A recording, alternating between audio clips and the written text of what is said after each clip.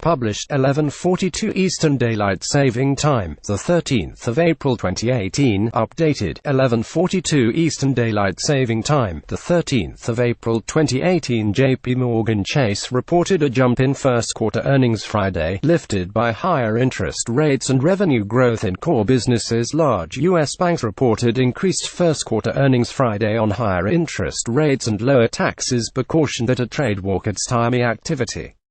JPMorgan Chase, Citigroup and Wells Fargo all reported better than expected profits, although Wells Fargo said the results did not include costs connected to final resolution on a proposed $1 billion U.S. regulatory fine that is still being negotiated. Bank executives said business sentiment remained fairly strong amid positive conditions in major economies. But they acknowledged that the threat of a global trade war had moved into business conversation, even if the effects had so far been minimal.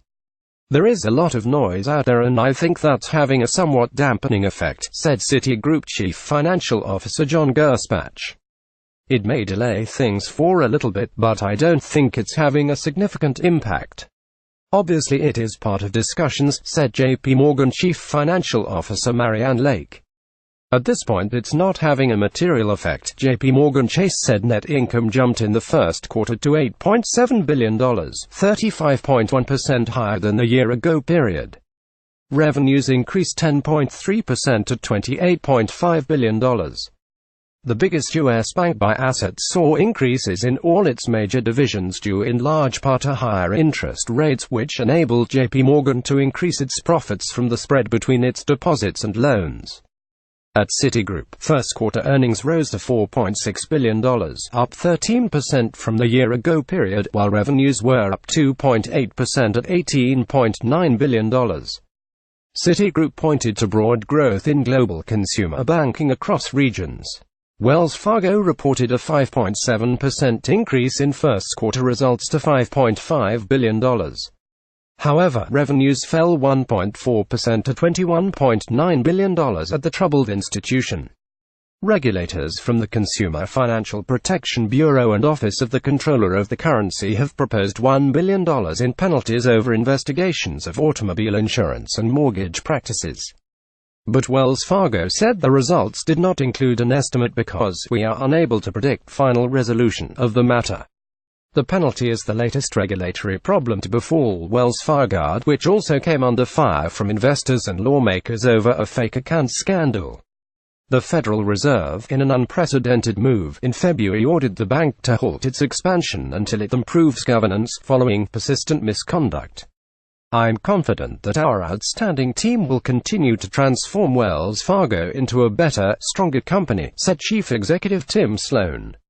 "However, we recognize that it will take time to put all of our challenges behind us." Awaiting full U.S. tax payout, results from all three banks were boosted by lower taxes, although bank executives expect a fuller payout from the overhaul with time.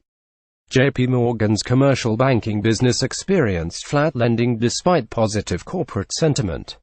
Lake expects lending to pick up as more businesses take action following U.S. tax reform. "As much as we're all eager, we have to recognize that tax reform is still in the early stages," Lake said in a conference call with reporters. But optimism continues to be very high. Citigroup, which reported higher corporate lending, also expects more of a pickup in activity later in the year due to the tax bill. "Real benefits of tax reform are yet to be felt in the overall economy," Gerspach said. "While there's a lot of planning going on, I don't think you're going to see a lot of action until the latter part of this quarter and certainly in the second half of the year." Shares of all three banks fell in late morning trading, with JPMorgan Chase dropping 2.6% at $110.44, Citigroup losing 2.9% to $70.07, and Wells Fargo tumbling 3.1% to $51.05. "These stocks have been rallying before the earnings because we expected them to be good," said Tom Cahill, portfolio strategist at Ventura Wealth Management.